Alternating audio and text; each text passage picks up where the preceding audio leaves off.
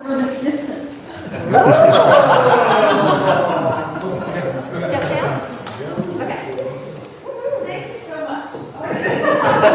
right, are we ready? Okay, that's okay. Sorry, folks. Yes, so I was going to say, the fruit of that project that I did last summer is in this little book, and there's some copies for sale if you want. Most of it is actual source material, so you don't have to listen to me talk about it as much. You can actually read it for yourselves. That's kind of cool. I wanted to start tonight with the year 1898. You can see here Rocktown history was founded as the Harrisonburg-Rockingham Historical Society in 1898. It was a very momentous year in American history. It was kind of a pivotal moment for a lot of things, both locally and nationally. I'm calling 1898 pivotal in the sense of American imperialism. There's been a lot of books written about that, but very little written about that locally here. And to understand it, we have to go back. The gateway to empire started in Cuba in the 1500s, and of course the Spanish kind of colonized that area. The English challenged them for it several times. The English actually invaded, I think it was in the 1740s. Lawrence Washington was part of this. George Washington's brother was part of the invasion of Cuba by the British. I didn't know that till recently. And they had an 80% mortality rate in the first year. They did beat the Spanish army, and then they all died of yellow fever. So you have this kind of awareness of that in British and American culture. Here's Samuel Johnson. Oh, and here's for the high school kids. This is a famous meme, if you don't know. That is actually Samuel Johnson. I see it as a meme, and then I guess I didn't realize it was him. But yes, the Spanish and the English had been fighting it out. The Spanish Empire by 1890s was crumbling. The English under Victoria were still going pretty strong, and the American Empire had not started yet. Okay, so the only thing I could find, I did a very exhaustive search for Spanish War history in the local area. The only thing I found was this, 3 sentences from John Wayland. And I found one undergraduate paper at EMU about the local media, comparing it to the yellow press. And does anybody know the term yellow press? That was like the dawn of the mass media, print media, when you had these daily tabloids as a kind of form of a new type of communication that got turned into propaganda often. That was pioneered during the late 1890s. And really, this was probably the first war, the Spanish-American War, that was driven by the yellow press, by the media. As you can see here, John Wayland doesn't say too much about it. And it wasn't that long after. There were many people around that would have been happy to contribute more. So the question arises, why wasn't this war talked about more, right? It was a very popular war. It was probably the most popular war in American history, is what my professors claimed. And it resulted in the American expansion across the Pacific. This is how we got Hawaii into our orbit, which we then later turned into a state. The Philippines, Puerto Rico, all of these things came out of the Spanish-American War. And of course, the Spanish-American War starts with this very provocative incident of the USS Maine. Remember the Maine. That's what we were taught in high school when I took American history. I don't know if you all remember this. Teddy Roosevelt was the Undersecretary of the US Navy, and he was really pushing for a war. McKinley was this old Civil War veteran who was almost a pacifist, but not quite. McKinley resisted the urge to go to war, but Roosevelt and Senator Henry Cabot Lodge and a few others were really pushing this war on the American people. William Randolph Hearst, who was and Joseph Pulitzer, the two great journalists of that era, again, the yellow press, got behind the war as a way to sell more newspapers. In many ways, this was like the first really modern war in the sense that we would use that term. So the Maine blows up February 15th, 1898, and it was almost inevitable that this happened. There were two theories on it that dominated. One was that it was a coal fire, like a spontaneous combustion event that happened inside the Maine. The other was that it was intentionally done by the Spanish while our warship was visiting in Havana Harbor. And the US government, of course, report was fairly inconclusive, and they kind of tentatively agreed that maybe it was a Spanish mine that blew up, that sunk that ship. Of course, all the other US warships immediately installed a double bulkhead around their coal bins just to be safe. But they didn't publicize that. When the Maine blew up, there were 250, I think 260 some lives were lost. This included one man from Harrisonburg named Frank Kelly. He was from Peach Grove. That's kind of down by where the hospital is now. And there was another man on board named Lucius Guy Henneberger. Oh, there's the Maine in Havana Harbor after it was sunk. And of course, the explosion seemed to have happened underneath the enlisted men's quarters. That's why so many people died. And the officers mostly were spared. Dr. Henneberger was the surgeon on board the Maine. He was also from Harrisonburg. And he's a descendant of a guy named Peter Henneberger, who was a famous clock maker and cabinet maker. And there still are Hennebergers around. This man here is Randy Henneberger, a very nice gentleman. And he happens to be the family heir that keeps all of this stuff. So you can see him here with his Henneberger portrait. And of course, Penny. So one of the cool things about working at Rocktown History is that I can bend Penny's ear a couple times to get her to go on field trips with me. So she and I went to Randy and saw his collection. The thing she's holding in her hand is a bas relief, I don't know what you call it, a sculpture, a plaque. It was done by a man named Charles Keck. If you've ever seen the Liberty Street statue from World War I, it's the same man. You can see the similarities. And this was cast out of metal that was salvaged off of the wreck of the USS Maine. And they made a limited number of those, and then the survivors all got some. So Randy has inherited this from Dr. Henneberger. He also had some really cool pictures that survived. Here's, see if you can see. I think this is Dr. Henneberger. I'm not sure which one over here is, but these are both on the Maine. The Maine was a top-of-the-line new battleship. The big guns. This is like a Gatling gun, kind of a machine gun precursor. You can see them on their bikes. I guess they're in harbor somewhere. This watch, which Randy showed us, was actually salvaged off of the wreck of the Maine, which is kind of cool.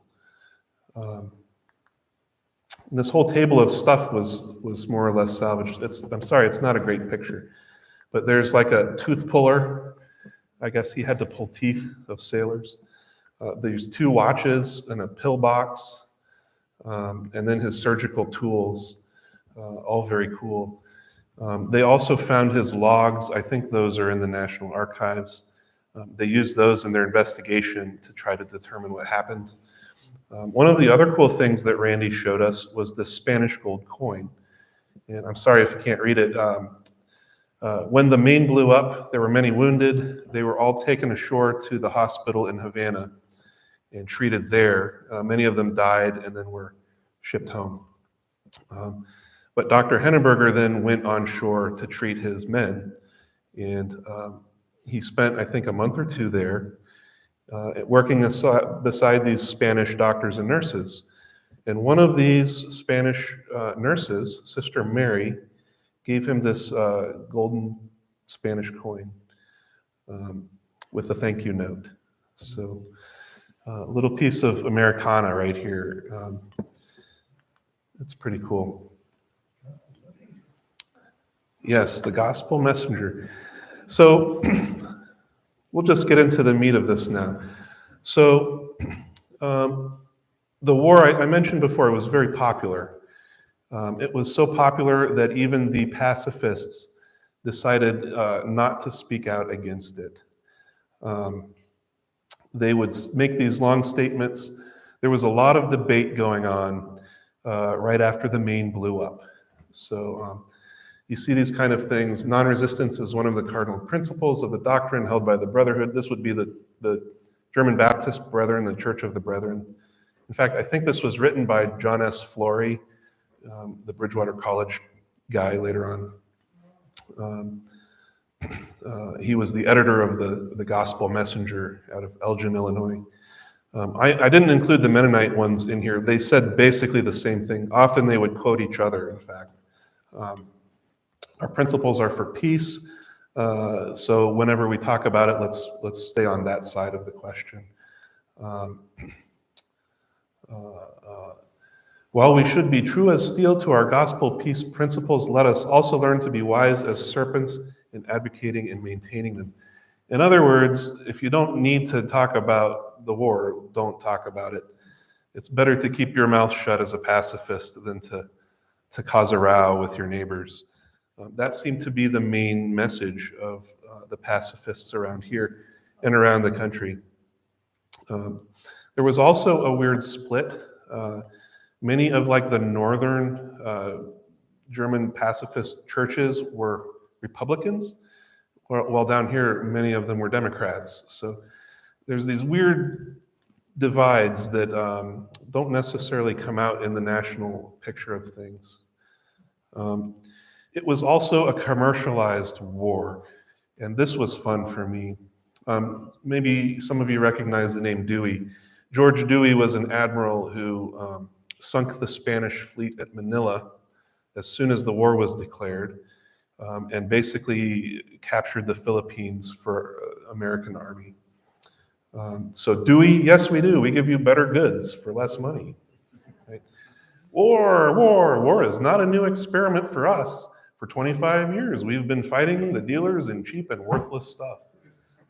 That's Joseph Ney. You might remember the Ney stores. My favorite is on the far corner there. Bombard every southern church, schoolhouse, and household with musical shot and shell from the Kiefer Rubush Company. Right? They'll use the war to sell some hymnals. Right? Again, it was a commercialized war. It was a publicized war, and it didn't last very long. There were some very limited battles. 2 Spanish fleets were sunk. One was at Manila by George Dewey. If you've ever seen that kind of turn of the century naval aesthetic, it was a kitsch thing that you'd see these portraits of Dewey on baby food containers and things, right? The other great naval victory was in Cuba at Santiago. This allowed the American fleet to start their invasion. Again, the main enemy here was not actually the Spanish. The Spanish did have a presence on the island of Cuba, but it wasn't militarily that big of a threat. But it was well positioned enough that it could have held out for a year while the invading army took a lot of casualties from disease. And both military strategies revolved around this.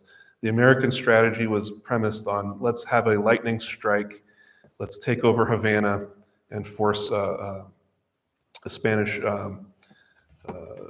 retreat from that island before the hurricane season starts up, and we'd take 80% casualties like the British did. This is an interesting letter. I'm going to talk a lot about the boys from Harrisonburg that went off to the war, but there were also other men from Harrisonburg, the most interesting of which is this Lewis P. Coiner. I believe he was from Spring Creek. His father was a doctor. Many of the men that went off to fight were middle class. They were the sons of the artisans and the doctors and the newspaper printers. You don't get a lot of farm boys in this war, interestingly, right? And a lot of the men that went off to fight in this war, they were in between, of course, Civil War and World War I. Right? Their fathers had all been in the Civil War. There were speeches given at Court Square by Civil War veterans about, you boys need to go off and fight. It triggered a lot of angst among the Mennonites and the Brethren, just because they had been so traumatized during the Civil War. It was just calling all that trauma back out, and you can see this in their writings. But also this, I'm going to show you 3 letters from this Lewis Coiner. This is like the quintessential American veteran journey. You see this in Vietnam. In fact, there's a lot of really strong parallels with this to Vietnam. Right, so he joined up with a Pennsylvania unit because he happened to be in Pennsylvania when the call went out. So he's writing back to his mother, and these are getting published in the local paper. And he goes on his way to the Philippines. He stops in San Francisco. He's talking about Hawaii here. When we left Frisco, there were hundreds of bells ringing, whistles blowing, cannons roaring, and people shouting. The papers say it was the biggest excitement ever witnessed in the city. You have heard what a fine country California is, but it is 10% better than Eastern people think it is. When I get discharged, I'm going to come home and stay 6 months and then go back to California to make my home. San Francisco is the nicest city in the world. Ask Papa if he don't wish he was with me. Right? This very excited and kind of idealistic approach. I won't read you all of this, but the next letter, there were several others, but the next letter you get from him is this battle that he was in. And he's talking about laying in a rice paddy neck deep for 8 hours, and how grueling this was. And how, we lost 8 Americans killed and 27 wounded, whereas the Spanish lost 369 killed and 969 wounded. You can see here he's starting to kind of get disillusioned a little bit. This is kind of, like I said, this is the quintessential American experience of Southeast Asia. Every battle was fought in rice fields, and you can imagine how nice that was. So he's starting to get a little sarcastic here. I have laid in mud and water 6 hours at a time with only my head and gun above. Sometimes we would be in an outpost and have to sneak through the woods in front of the Spanish. It was a different experience than what the Civil War guys had, and it was different again than from World War I. And then by a year after the sinking of the Maine, what ended up happening, by the way, we had promised the Filipino rebels that we would give them their independence, right? There was a lot of debate about this in Congress. And George Dewey, as the ranking American officer in the area, met with this guy named Aguinaldo, who was what he would have considered himself as a freedom fighter against the Spanish occupiers. Aguinaldo and Dewey met, and Aguinaldo came away with one impression, Dewey came away with another. Promises were made, maybe. They didn't take notes, I don't think.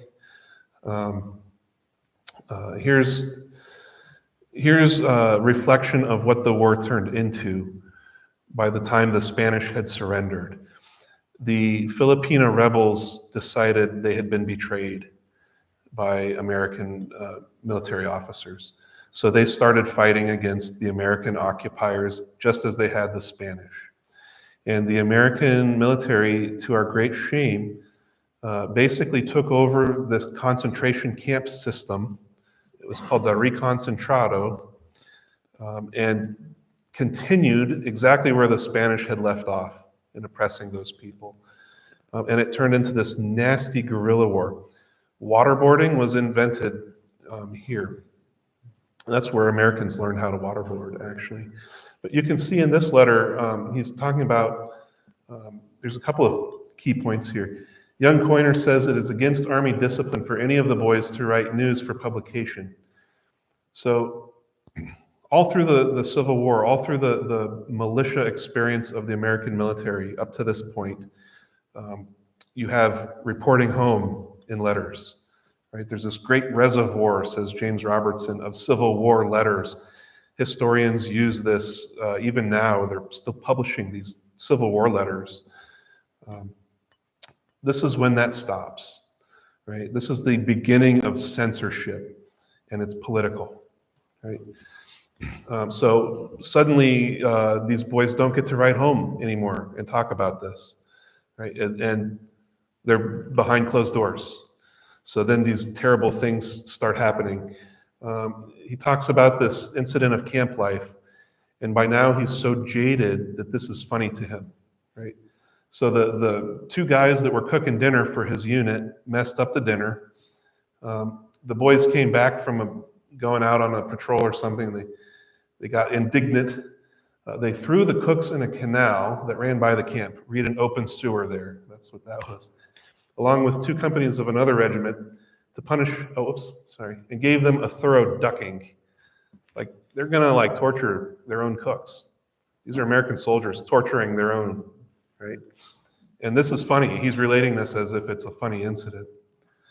When the matter reached headquarters, General Otis, who by many accounts was a butcher, visited the camp along with two companies of another regiment to punish the boys.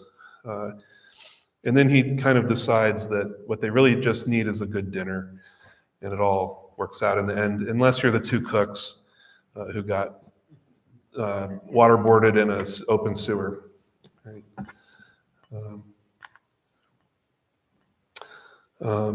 So again, that's the quintessential American story of imperialism, if you think about it. Idealistic and maybe a little naive and excited, and we're going to liberate these poor people, and then it turns into something really dark. This was the local guards company. So now we would call this the National Guard, but back in at the turn of the century, what you had was each county had its own unit. And they would meet once a month for drill. This goes back to the English system of militia. Right? This was the traditional form of military organization in American history. And it's starting to change to adapt to American expansionism. Right? So this is a little bit before, I think this is 1893. So this is before the war started, but many of these men are it was like a long-term kind of thing that you would do. You'd spend 20 years doing this. I just want to point out this guy here. This is O.B. Roller. His brother's portrait is hanging out in this hall. His brother was General John E. Roller, who was a founder of what's now Rocktown history. General Roller was a state senator and he got his title of general as kind of an honorific for his political service. His little brother did not get to go to the Civil War, was a little too young, ended up as an officer in the militia, and had to work his way up. The highest he ever got was lieutenant colonel. So he lived in his brother's shadow. Oh, this is a cool picture. Look at the old courthouse. This is, I think, the fourth courthouse. And now we're on number 5, I believe. Is that correct? Look at those old trees. And look at how the citizens just blended in with these men, right? These were their sons and their brothers. And people would just come and watch them drill. It was like a parade or a cookout. American life was much different at the turn of the century than, in many ways, than it is now. Hey, Yes. is that the old spring house in the corner? The bandstand, yeah. This, you're talking about this right here, yeah. No, I believe the spring house would be kind of off over here. There was a telegraph office on this side too, I think. Scott can correct me on that. One of the most interesting things about this story to me is this man, Edward W. Sullivan. And Edward Sullivan was a cigar maker. Oops. I have one of his cigar boxes that survived. He ran this business. He was a Catholic. This is a beautiful thing, by the way. If you want to look at it, Scott said don't pass it around, but if you want to look at it after, you can come look at it. Yeah, good idea. It says American Club, and then underneath it says E.W. Sullivan, Harrisonburg. 5 cents for a cigar. So, one of the things that I noticed when I found the old roster for this National Guard unit, it was overrepresentative of Catholics. And I did a little bit of work on that. And what I discovered was that, okay, so you all know about Teddy Roosevelt and the machismo thing, I imagine. You know, Teddy got his name, Theodore the teddy bear, right, from hunting a lot. And I don't know how much anybody of you know about him. He was a proponent of this universal military training. And they actually believed at this time that city life caused a number of ailments, neurological ailments. And the cure for this was to go out in the woods, either with the army or on your own on a hunt, and like kill something. So, Teddy Roosevelt really honestly believed this. And he would like kill a bear and try to cut its heart out and like, it was this machismo thing. And it was connected with the Anglo-Saxon Protestant ethic in many ways. And it took this weird turn around 1870s, and it continued on like this for a generation or two. They saw Roman Catholicism as effeminate. And part of that was probably because of the unmarried priesthood and the monks. But the Catholics had this overreaction where they had to prove their manhood. So this is one of the reasons why I'm saying that the Catholics in Harrisonburg were overrepresented in the local militia. And it was this man who was, he was a high-ranking lay person in the Catholic Church. He was the president of the St. Joseph Beneficial Society, as well as the most successful cigar maker in town. And he was elected to be the captain of the guard. And O.B. Roller, who I showed you before, we'll see again, was elected to be like another step above him as like the battalion assistant commander. So these boys, there's a call for troops in April. So the Maine is sunk in mid-February, It takes a while for war to be declared. By April, there's a call for troops. The men from Harrisonburg show up basically to the jail. The ones that lived out of town far enough that it would have been a problem got to sleep in the jail for free. The jail was also the armory. And we have a part of that jail in our collection downstairs, if you want to see it. And then they get sent off without weapons and without the new uniforms to this place called Camp Cuba Libre in Jacksonville, Florida. And it was exciting. This was like, we're going to prove our manhood. We're going to fight those Spanish.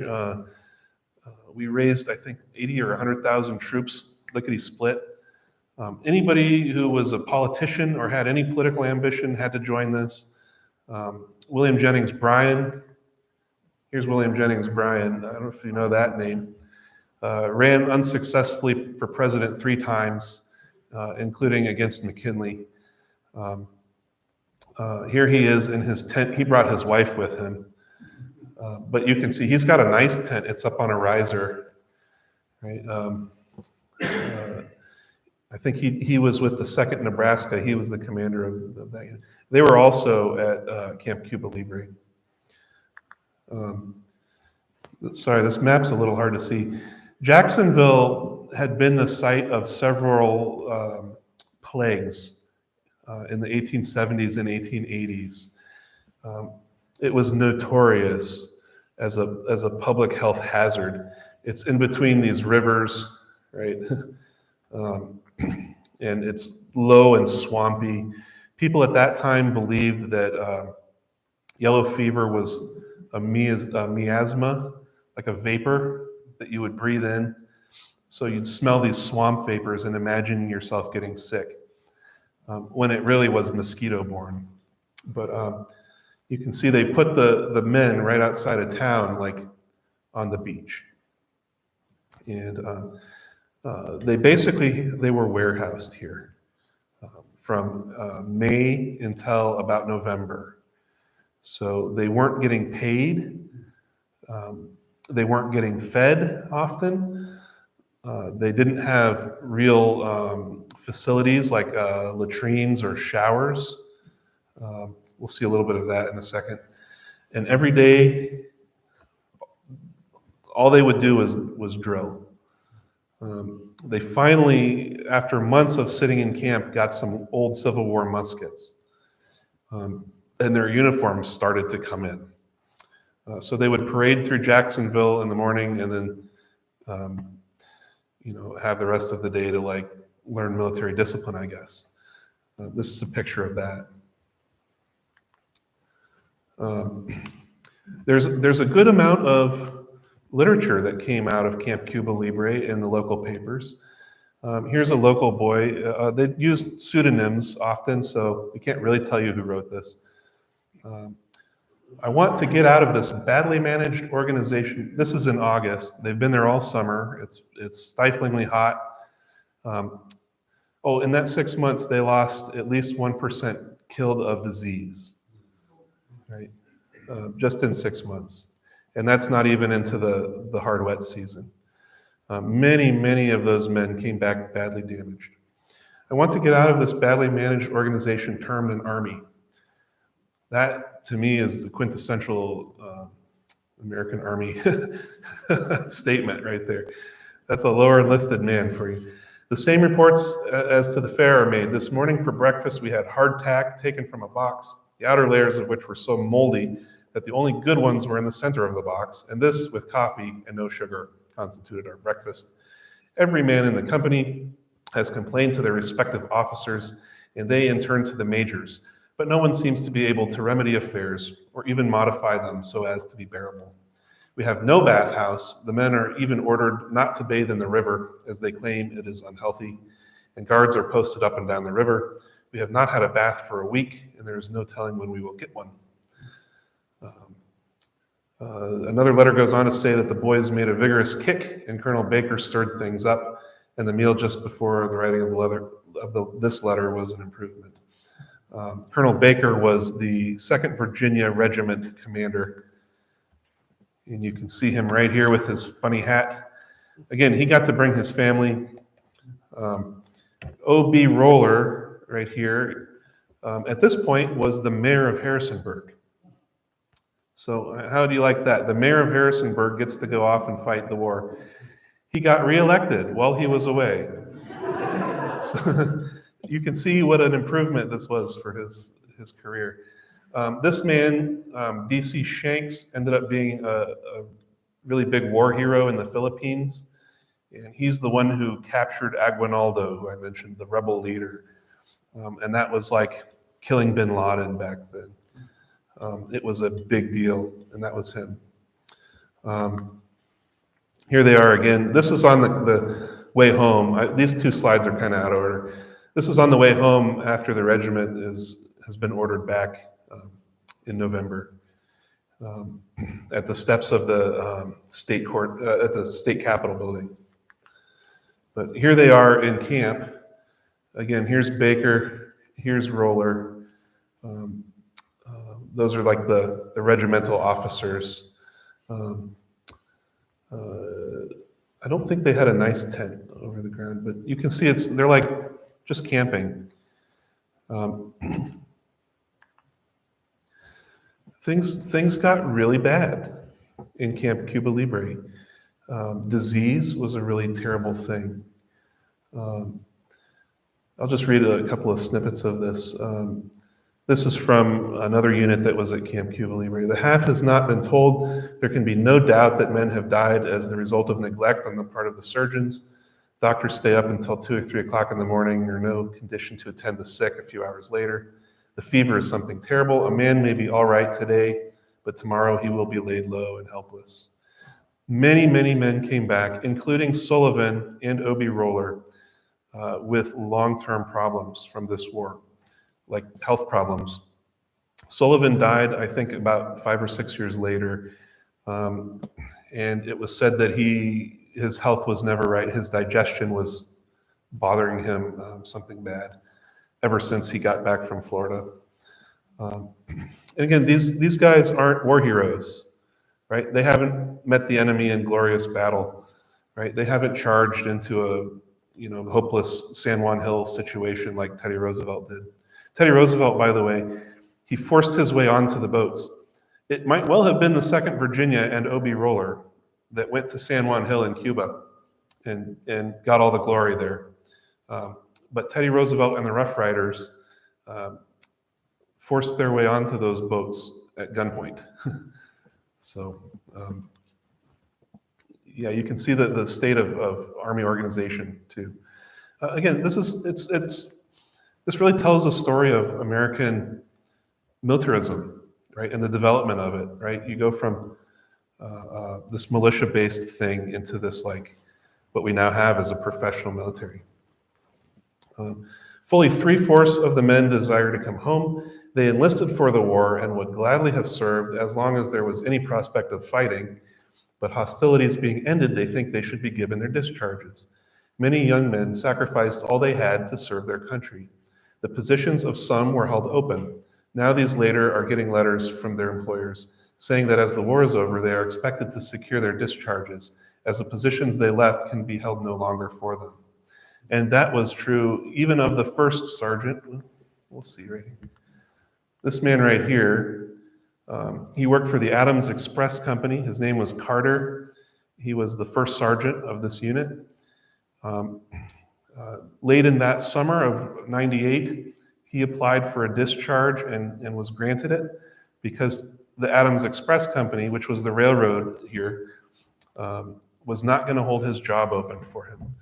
So all these men joined up with this promise of don't worry, when you come back, we'll take care of you. You'll be heroes. Their fathers gave speeches at the courthouse when they left. Don't dishonor yourselves. That was a very common theme. This man here, Philo Bradley Jr. Philo Bradley was the foundry, the old foundry, Old South High Street. He was also the chairman of the first National Bank of Rockingham, and the head mason of Harrisonburg, Rockingham. This man would have had a great career as a businessman, but he caught consumption. He got TB in the Army, and he died a few years later in a sanitarium in North Dakota. Many of these men did not outlive their own parents. There was another man from Elkton named Rogers. He was a house painter when he joined the Army. I can't tell you which one of these men is which, except for a few of them. But somewhere in here is Rogers. Rogers came back and he found he couldn't paint houses anymore. He was too sick, and he shot and killed himself. Did we finish this? Imagine the condition of these men. Do you think they would wish to battle with disease until December in Florida and then go to Cuba, where there is really no patriotism involved? No, they wish to come home and take up the work they laid down to defend their country. Nearly all the old members of the Blues are anxious to return. I think 75 men in the AP Hill Rifles of Norfolk, etc. I hear a telegram was sent to the governor saying all the officers and 3/4 of the men of the 2nd want to go to Cuba. I know this not to be a fact. All the officers may desire to go, but 3/4 of the men want to come home. Again, this is this took me some time to understand. The governors were still in control of these army units. The state was expected to supply and arm and clothe these guys, right? That was state money. And the governor was still nominally in charge of them. Or not nominally in charge, like actually in charge of them. Now I think it is such that when the National Guard gets called out by the federal government, that they are responsible to the actual US military. But that system was still being developed. So with all of this veteran experience, right, which to me is pretty clear as a veteran what was happening. These guys were basically tossed out because they weren't needed. With all of the stuff going on, with all of the problems they're facing, one of the local newspapers, there were 3 newspapers in town in 1899. There was the Rockingham Register, which was Democrat, like very staunchly Southern. Then there was the Republican newspaper, which was printed by A.P. Funkhauser, who built Otterbein Church and Shenandoah University. That was the Progressives. That was the party of Teddy Roosevelt. And then there was the Evening Post, which was kind of the moderates. So this is from the Evening News, right? What has become of our fine military company? This is about a year after they would have all come back. Not quite a year yet. What has become of our fine military company, the Harrisonburg Guards? Did the war with Spain destroy it? Or did the number of volunteers from its ranks who went into that contest destroy all military ardor in the boys? Anyway, it is about time to be reorganizing, and if the old company cannot be galvanized into life, then a new one should be formed. Will some of our energetic young men take this matter in hand? This is like the most cheeky thing you could ask, right? So there, Robert Smith was the editor who wrote this. He's basically saying, what's wrong with you guys? Did the Spanish kill all of you? Well, obviously not. They didn't see any fighting. Or did you just turn yellow and turn coward? Like, what's going on here? It's the worst possible thing you could say to guys like this, who are just trying to get their livelihoods back. So we looked at that. If you remember when I showed you Samuel Johnson, he was kind of one of the imperial British literary voices of his generation. The guy that is on here, Aldine Kiefer, the old guy, one of his sons, Shelley Keats Kiefer, went off with the Harrisonburg Guards. And I don't know which one of these 2 men that is. They both look pretty similar to me, but if you can see a resemblance, let me know. One of these two men, based on the rank, was Shelley Keats Kiefer. Aldine is famous as the Rubush Kiefer publisher here in Dayton. He's also considered the godfather of country and gospel music. We have his press down in the basement down here. In his picture, he was the grandson of Joseph Funk, the harmonious sacred printer. And he, more than anyone else, is responsible for the success of Shenandoah College and its survival in the 20th century, and the culture of country and gospel music. His organ that he printed was called the Musical Million. He writes this: "The daily, weekly, and monthly journals ask the great question, what shall we do with our possessions?" Meaning Cuba, Puerto Rico, Hawaii, and the Philippines. Again, this is a brand new question for America. You know, we had Manifest Destiny, we did that, it was going okay. But that was like a special dispensation in American thinking, like God has given us this continent. Well, now we're suddenly talking about taking over the rest of the world. Like, we're gonna go to Pacific, we're gonna go to the Caribbean, like, this is something different and new. The religious press exclaims, Christianize them, send missionaries and Bibles to them, which is true. This was all going on. Humanitarians say, civilize them by planting schools and colleges. It was almost like this was a grand experiment in all the different ideologies that were floating around America. Everybody had like their pet project that they wanted to do for the Philippines and for these places. This, by way of prelude, the Million suggests that musical missionaries be sent among these islanders, armed with character note music books. Sing the gospel to them from village to village. Many of our best gospel hymns are already translated in Spanish, and all hymns can soon be given to the people of these several new possessions in their own dialect or vernacular. You can see he's kind of being tongue-in-cheek there. I don't think he's serious about that. And then I found this, and I think this is really what he felt. And I have to say, before I read it to you, I normally don't like when people read off of a slide, but I think the online audience deserves to hear this if they can't see the words very well. Before I read it, though, I want to say about Mark Twain as another example. There was this literati, the kind of intellectual class of people in America. Many of them were against Spain when the war started. And Mark Twain is a perfect example of this. Right? He was living in Vienna when the war started. And he considered himself an expat, Mark Twain did. And when the Spanish Empire was crumbling and when America was going to free those people, he was all for it, as was Aldine Kiefer. But then when the things shifted, which happened really quickly, like I said, it was basically a couple of bad meetings and misunderstandings with these rebels in the Philippines. When that shifted, it started what we would consider like an anti-war movement. And Mark Twain moves back from Vienna to, was it Boston or New York? I can't remember. Mark Twain moves back in order to support the anti-war movement. Right? The leaders of that movement, one of them was named Atkinson.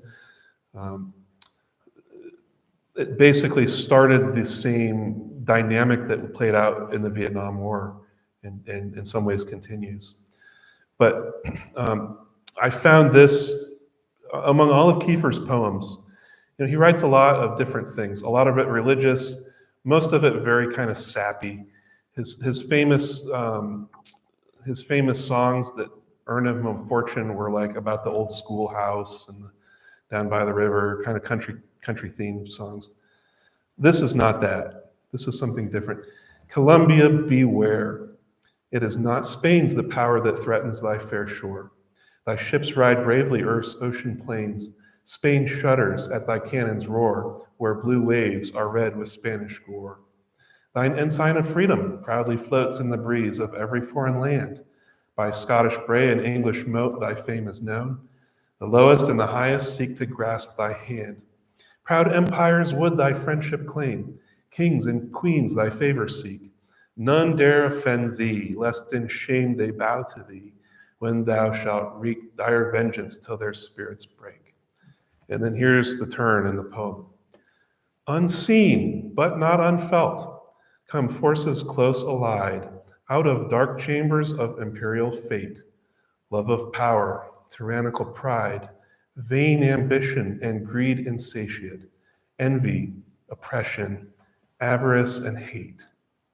These, Columbia, these thy foe, invisible though they may be, strong in wretchedness and woe, that ruin foreshoweth to thee by land and on the sea.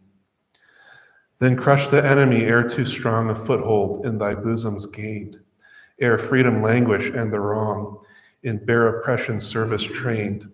Infest thy halls, thy forum throng, till thy temples by tyranny are profaned, and thy proud banner with blood and tears is stained. This is a clarion call against imperialism. Dark chambers of imperial fate.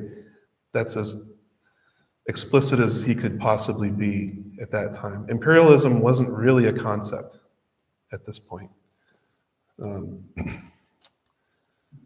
And look what he's doing here. He's the Spanish are not who we're fighting. It's all of these terrible things: love of power, greed, envy, oppression. And he's warning us, if we aren't careful, this is what will come home with us. And he knew because his son was there. Oh, so the Spanish War officially was a great success. We lost very few lives in combat, and it was widely celebrated all over the country by many, many people, not even a few of them Mennonites and Brethren. And in the spring of '99, so the very next year, not long before he's assassinated, President McKinley goes on a victory lap, right? And this is like a whistle-stop tour. He's got his own special train, and it's going to take him around the country, and he's going to shake a lot of hands. And that's what McKinley did. He shook hands. Like, he could set records. He could shake 10,000 hands in a day. And no kidding, he would go down the line and do that all day long. And that's what gets him killed I think in August or September, not long after this.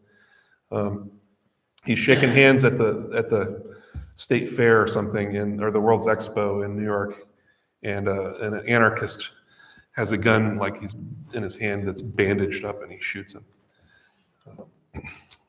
Anyway, McKinley, before he's assassinated, while he's on his victory tour, he stops in Harrisonburg.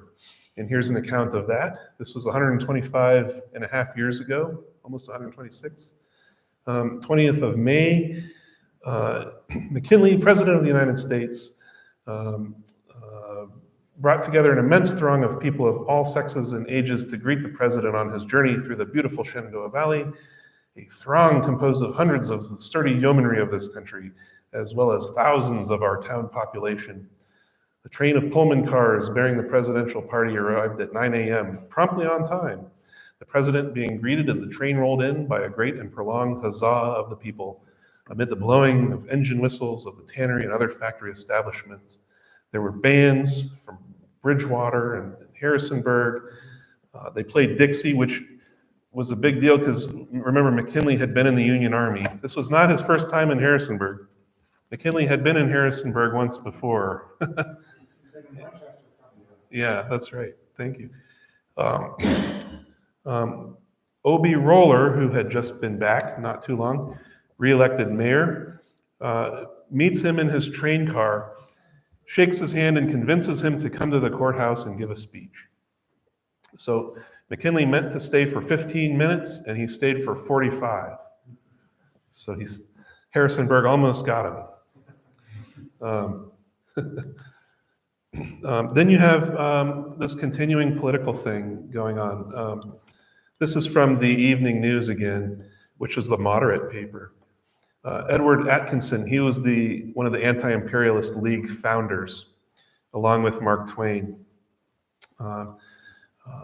He is inventing this idea of imperialism as what is it called, a hobgoblin, right? So you have these people protesting American greatness, and really they're just scaring themselves. People like Aldine Kiefer. When sensible men run to sea, they only see the hobgoblin. Get back and side with your countrymen a while, you traitors. And then, of course, there's the racist side of that. Again, this is the Evening News. This isn't even the Register. The Register was a lot harsher than this. Basically, I'll just summarize this for you. The Anti-Imperialist League, right, those intellectual elites, they're trying to instigate a Negro insurrection. And in the South, at the turn of the century, those are fighting words. Like, those are lynching words, right? This is a race issue. Anti-Imperialist League will be held St. Paul's Baptist Church, a writer on Negro sufferings. This is a bad thing. So like now you'd say, oh, that's cool. You know, this anti-war movement is reaching out across racial boundaries. No, that's bad. Like, that's, you know, our worst nightmare in Harrisonburg in 1899. So I want to close with this, then we can do some questions. This is a photo that, we have like 10,000 pictures down here. How many do we have? At least 6,000, I know. I'll just say 10. And we get more every day. This was one that I found down there that didn't have a date or a description on it. And we were looking at it, and we determined that this is Court Square. This is looking south down Main Street. And you can see there's American flags. Pretty much the whole town is there. There's a band. And we determined, based off of this building and the telephone poles, basically that this was turn of the century, down to within a couple of years. But then I noticed this right here. And I remembered something that I read in this newspaper article. When the boys were leaving for Cuba, there were Cuban flags flying at Court Square. So I don't know, it looks to me like a Cuban flag. It's got the star, it's hard to see it. So I like to imagine that this is the boys, Company C of the 2nd Virginia, with the band in the front, the Harrisonburg band, leading them off to the war. So I'll close with that, and if there's any questions, we can do that.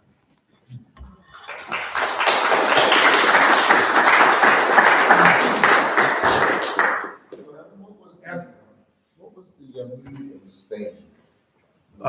We hear about jingoistic attitude and sorry. Yeah. So we have this jingoistic, uber imperialistic thing going on in America. What was the mood in Spain on the other side of the conflict? Spain, oh yes. The question is, what was the mood in Spain as opposed to the American mood? Spain was really in a pickle. I don't think a lot of people in Spain wanted to be involved in the colonial thing anymore at this point. Spain was being ruled by a protectorate, by a queen regent in the name of her 10-year-old son. There were several coup attempts, I think, that happened within a few years of this war. Things were very unstable in Spain. There wasn't a lot of extra money or military power to go around. Cuba had been a thorn in Spain's side for decades. Basically, Spain had cut the island of Cuba in half with basically what we would call a demilitarized zone now. And millions of Cubans were starving under the Spanish occupation. This was when concentration camps were being theorized and developed. Spain was very willing to, the Spanish people, I should say, were willing to give up in this struggle and let the new guy on the block take over all these problematic things. However, the officer class of Spain was not happy with things. I mentioned about the fleet in Santiago being destroyed. Admiral Cervera was the commander of that fleet. And he was against fighting. He wanted to just surrender. And he was ordered, no, you will, basically you'll charge the American fleet, knowing full well that it won't work and you'll all die. And that's basically what happened. The Spanish fleet was sunk. I think 20 maybe some ships were sunk without a single American loss of life in that naval battle. The one in the Philippines with George Dewey was very similar. These were orders from on high from the Spanish government to these Spanish naval admirals that were just really out of touch. I don't know, does that answer your question? Yeah, what was the battleship Maine doing in the harbor in Havana in the first place? Were they on a worldwide tour and they just happened to embark there? That's a great question.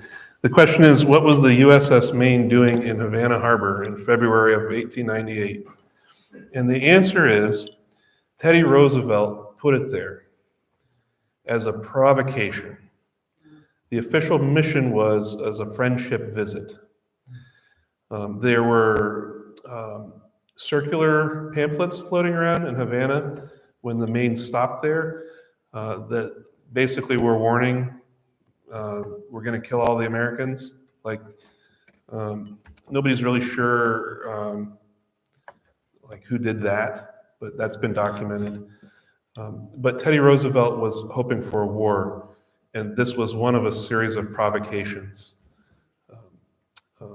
William Randolph Hearst, the great yellow journalist guy, he had a boat like ready to go with all of a whole press on it, and like a team of reporters and famous artists, like ready to document the war. So like a lot of people, I wouldn't call them conspiracy theories because there's a lot of documented evidence for these things. Like a lot of people were expecting this to happen in some form, maybe not exactly the way that it did, but yes, it was. Most historians now will say that it was a deliberate provocation. More questions? Any online questions? No, No. not yet. No. Well, it seems the online quality is not very good. Oh, that's too bad. That's terrible. Well, I'm glad you all are here, and yeah, I'm happy to talk more. I'm here on Thursdays usually, if you want to come and talk about it more with me. Yeah. So I'm at the risk of dragging things off. Yeah, sure. If I remember my history classes, that was long ago in a galaxy far, far away. We talked about the Spanish-American War being the height of jingoism. Yeah. And uber, what would you call it? Uber imperialistic nationalism. So if I hear what you're saying here, this begins the denouement, the downfall of that jingoistic attitude. Am I right? It's certainly the question is about jingoism and American imperialism and I guess what I want to rephrase your question into a turn, maybe not a denouement, but a turn. Right. I would say that there is a jingoistic thing going on in American history up all through the 1800s. but this definitely takes it in a new direction. And it's a lot to do with Henry Cabot Lodge and Teddy Roosevelt, and I think were they Yale or were they Harvard men? I can't remember. I think they were Yale men, maybe Harvard, one or the other. There was this whole like graduating class of Ivy Leaguers that made it into power that was centered around Senator Henry Cabot Lodge. And they made it their life mission to start an American empire. And they were explicit about this. And like they wrote about this, and we can still read what they wrote. They argued about this in the Senate. We had several opportunities politically to back away from an empire footing. They debated the annexation of Hawaii in the Senate for weeks. And one of the most inexplicable things about American history is William Jennings Bryan. Here we can go back to him. While I'm talking about him, you can look at him in his tent. Two really inexplicable things happened about William Jennings Bryan that changed the course of American history forever. The first is free silver. Have anybody heard of free silver? Yeah. Cross of gold. What's that? The cross of gold? No, I think that's something else. Okay. No, he was a preacher, though. Maybe that was the name of one of his sermons. Yeah. So Bryan took up this idea of free silver. He was going to refigure American money. This idea still floats around. We were on a gold standard at that point. American currency was based off of the gold in Fort Knox. And William Jennings Bryan was going to manipulate that with silver instead. And this was going to help the middle class and the farmers. And he ran against McKinley in the election of, was it 98 or 96? Which one? 96. I can't remember. It was one or the other. He ran against McKinley and lost. And everybody had told him, you got to drop this idea of free silver. It's not popular. It's outdated. It's been discredited. And he chose to run on that anyway as the main plank in his platform. And this sunk his party's prospects and propelled McKinley. McKinley didn't even campaign. McKinley stayed at home in Ohio and sat on his front porch in the rocking chair. Not kidding. And A.P. Funkhauser, who I mentioned, the builder of Otterbein Church and the founder of Shenandoah College, he was also, by the way, A.P. Funkhauser gave us rural free delivery mail, if you know that. A.P. Funkhauser ordered a special train with 3,000 Civil War veterans from the Shenandoah Valley who were of the Republican disposition to go visit McKinley at his front porch in Ohio. Right? That was that election. William Jennings Bryan was out stumping about free silver. William McKinley was just sitting on his porch. The other funny thing that he did that's totally inexplicable, he was in the Senate. I think he was a senator from Nebraska. Again, this is when a senator could join the army and be a colonel in the army, as well as being a U.S. senator. Right? And Bryan is leading the resistance against the annexation of Hawaii during the debate in the Senate. And he's holding out and he's holding out. He held out for something like 3 months. And on the coldest day in 100 years in D.C., he suddenly flip-flops and never tells anybody why. And I wish I could remember the exact dates, but I read this last summer. But it's inexplicable. He waffles on his anti-imperialist stance in the Senate. And this is so disheartening that the resistance just folds. And Cabot Lodge basically wins. Yeah? Oh, I guess we're basically out of time. Yeah, we had several opportunities to back away from being an empire. And that's what Aldine Kiefer is trying to warn us about. And we looked straight at that problem and we decided to go into it anyway. So, anything else? How about a round of applause?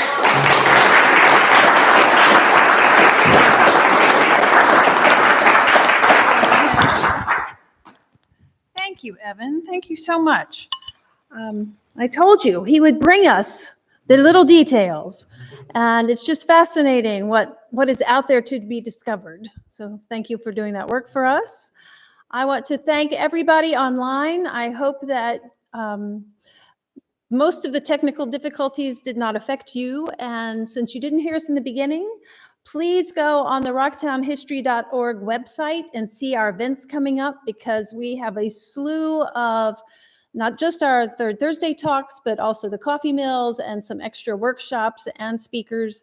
So lots happening here. And the orange donate button is at the top of the page.